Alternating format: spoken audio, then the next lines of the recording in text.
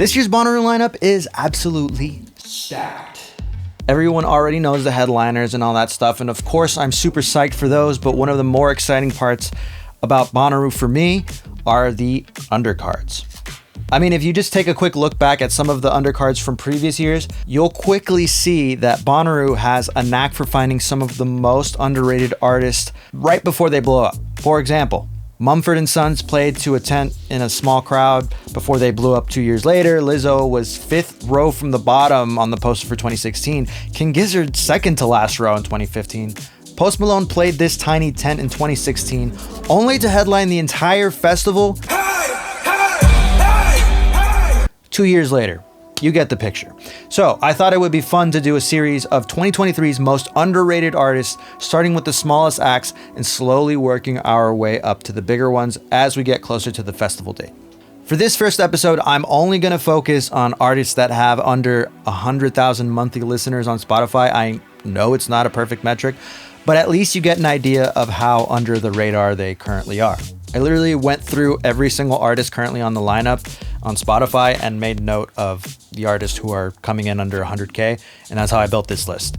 And just for a little bit more context, about 90% of the lineup currently has more than 100,000 monthly listeners, so I felt like this was a good place to start. Otherwise, we might just completely miss these acts. So, starting off with number 1, the smallest act I could find on Bonnaroo's lineup is Celisse, who currently only has a grand total of 1 song out called Freedom and around 4,000 monthly listeners. She has a super powerful voice and has been making the rounds at various festivals, so I'm really curious to hear what she can do live on Thursday. And honestly, when an artist only has 1 song out and manages to land a spot on one of the biggest festivals in the festival circuit, it's usually a pretty good indicator of their potential, so definitely keep an eye on that one. Next up, we have NotLo, who seems to also be making the touring rounds and doing pretty well for themselves, despite only having around 33,000 monthly listeners.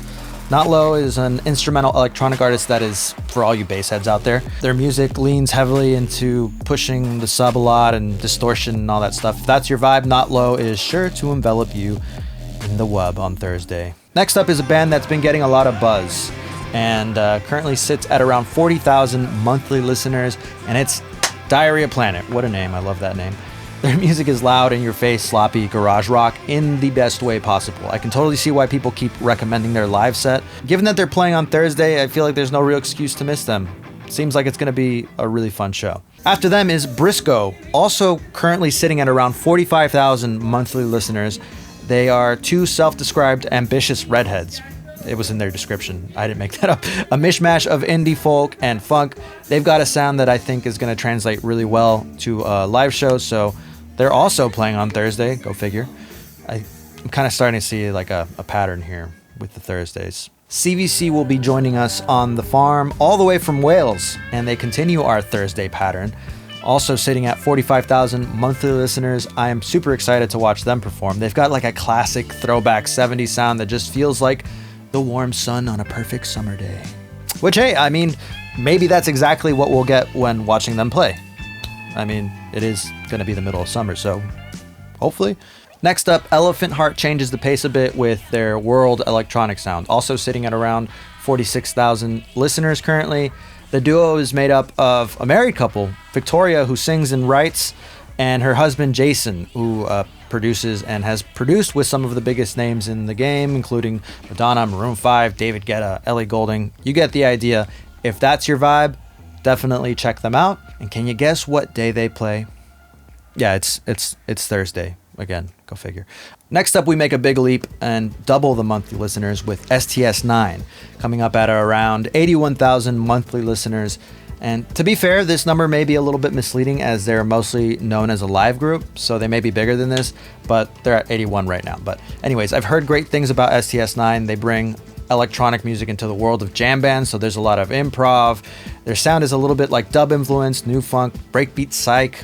They're kind of all over the place in the best way possible. I really like that, so I will probably be checking them out. I wouldn't be surprised if they're doing more of a late night set, and they're actually breaking our Thursday streak and they're performing on Saturday. So I'm kind of hoping that it's a later night set because Saturday's already going to be running across the farm. So And we've reached the end of the list. Topping off the list for this episode is Jupiter and Okwess, I hope I'm pronouncing that right, who is bringing the rhythms and sounds from the Congo to the farm on Friday.